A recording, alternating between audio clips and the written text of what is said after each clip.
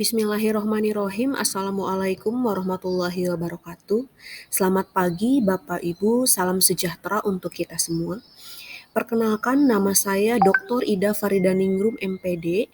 Saya adalah guru sejarah pembina tingkat 1 golongan 4B di SMA Negeri 1 Singaparna. Pada kesempatan kali ini, saya akan memaparkan visi misi SMA Negeri 1 Singaparna sebagai instansi tempat saya bernaung, visi misi Jawa Barat, dan permasalahan yang saya hadapi selama saya menjadi wakil kepala sekolah bidang sarana dan prasarana.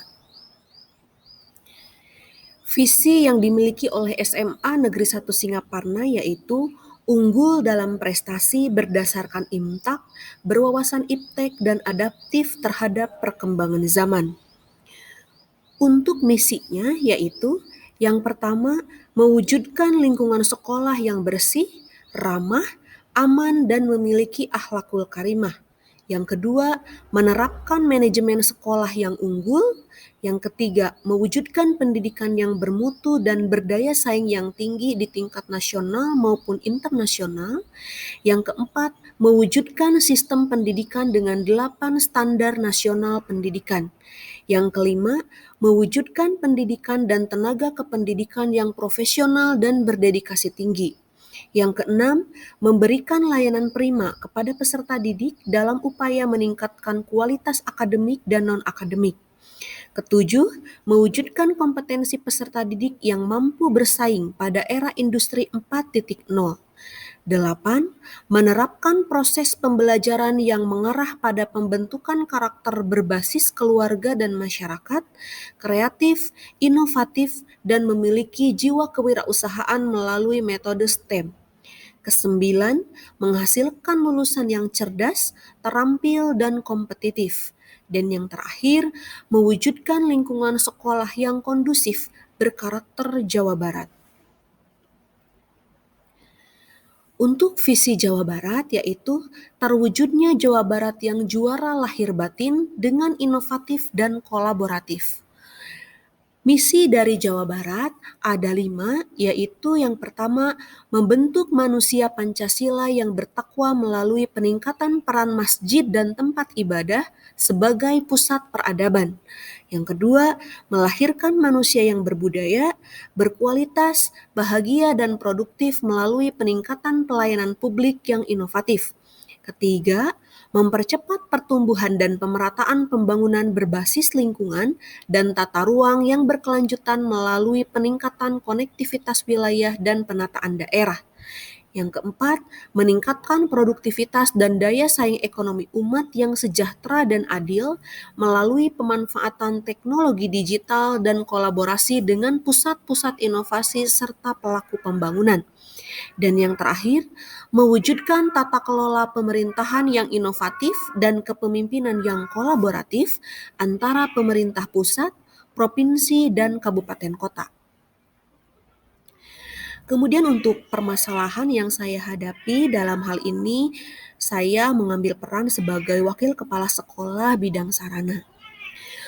Untuk deskripsi masalahnya, setelah dilakukan monitoring terhadap kondisi sarana prasarana sekolah, sebagai wakil kepala sekolah bidang sarana prasarana, saya menemukan bahwa selama masa KBM daring, ya di masa pandemi ini di sekolah mengalami beberapa fasilitas sekolah mengalami kerusakan karena lama tidak terpakai. Kita kemarin selama 1 tahun lebih gitu, sarana dan prasarana jarang dipakai sehingga mengalami kerusakan.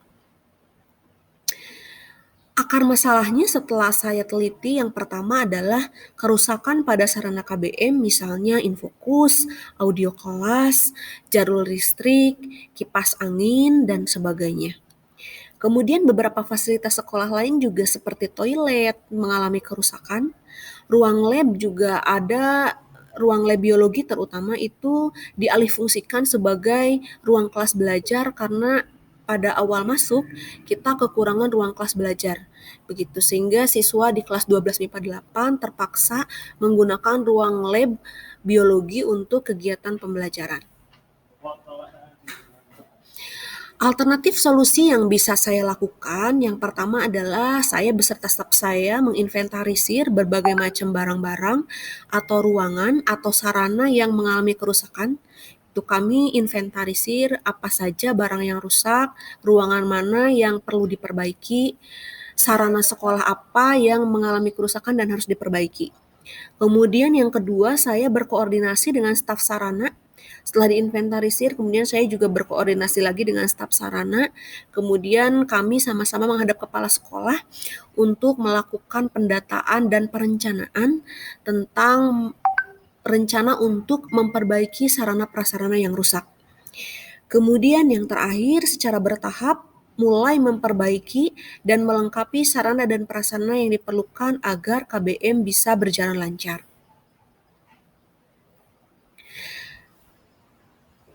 Hasil pemecahan masalahnya yang pertama, alhamdulillah setelah dilakukan inventarisir, dilakukan perbaikan, fasilitas KBM yang tidak layak bisa diganti dengan fasilitas yang baru.